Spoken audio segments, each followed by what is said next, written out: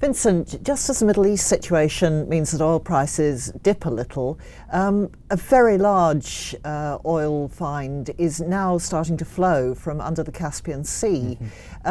This is a huge project, isn't it? It is colossal. It's Kashagan, the Kazakhstan project, which is in the north of the Caspian Sea, and it was the biggest oil find, I think, in 40 years when it was discovered in 2000.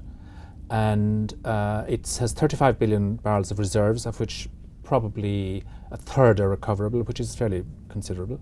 And it's cost a lot of money. It's cost about $50 billion from discovery right up until now, because oil began to flow today for the first time, much to the relief of all of the companies involved in it, and there are a lot of them. Who are they? I mean, who are the people who might benefit from this? Well, I think the ones that will benefit, generally speaking, are the members of the consortium, which are Exxon, Shell, Total, Eni, Inpex of Japan, PetroChina joined the other day, and the Kazakh state oil company.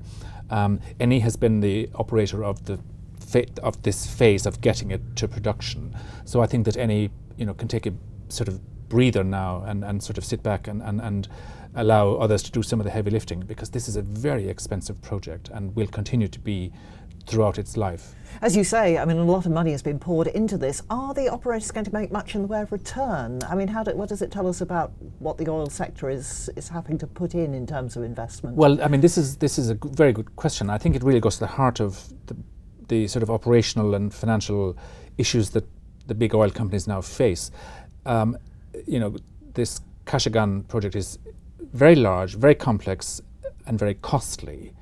And the return that the oil companies will be able to get from it, which is like 10% if the oil price stays above $85 a barrel indefinitely, that's very small, right? So it's going to, the return is marginal for very large initial outflows of capex. Each of them has invested about $8 billion in it. It's going to take a while before they get returns on that and before they get repaid in full on that investment.